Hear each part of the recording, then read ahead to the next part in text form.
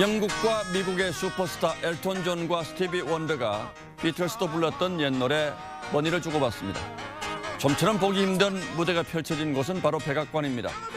클린턴 대통령이 블레어 영국 총리를 맞아 베푼 국빈 만찬 공연이었죠. 지난해 바이든 대통령이 취임 후 첫 국빈 마크롱 프랑스 대통령을 위해 연 만찬은 재즈 뮤지션 존 바티스트가 빛냈습니다. 그래미상 5부문을 휩쓴 그는 뉴올리언스 출신입니다. 옛 프랑스 식민지여서 프렌치 아메리칸 문화가 진하게 남아있는 곳이죠. 만찬 행사를 주관한 질 바이든 여사의 안목과 배려가 엿보입니다.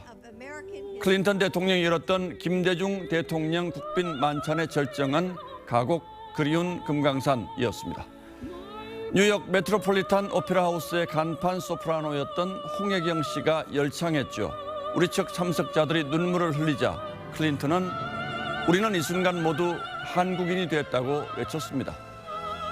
바이든 대통령의 두 번째 국빈 윤석열 대통령 내외를 위한 만찬에 블랙핑크와 레이디 가가 공연을 제안한 사람도 질 바이든 여사라고 합니다.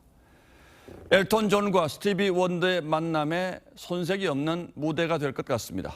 그런데 이 그림이 이상하게 굴러가면서 대통령 방미를 불과 4주 앞두고 김성한 국가안보실장이 교체되는 일이 벌어졌습니다.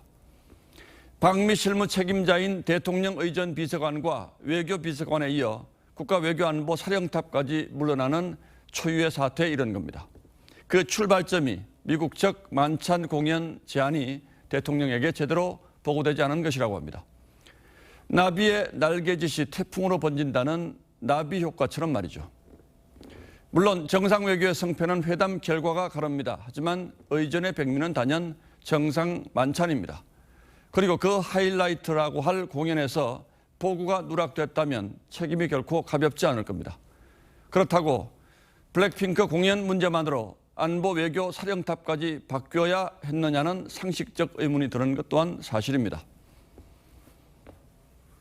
그제 김 실장 교체설이 들 때만 해도 대통령실은 사실무근이라고 공식 부인했습니다. 김 실장도 주변에 직을 마칠 때까지 사심없이 최선을 다하겠다는 메시지를 보냈다고 합니다. 사실상 경질된 것으로 봐야겠죠. 대통령실이 명쾌한 설명을 하지 않으면서 경질 배경을 두고는 가전 분석과 추측이 분분합니다. 윤석열 정부가 당면한 우리 외교 안보 현안은 대한민국의 생사가 달려있다고 해도 과언이 아닐 정도로 엄중합니다. 아무리 만찬 행사가 중요하다고 해도 회담 준비와 성과에 비하면 곁가지일 뿐입니다. 어제 오늘 이를 지켜보면서 본말이 뒤집힌 게 아닌가 하는 생각이 영 가시지를 않습니다.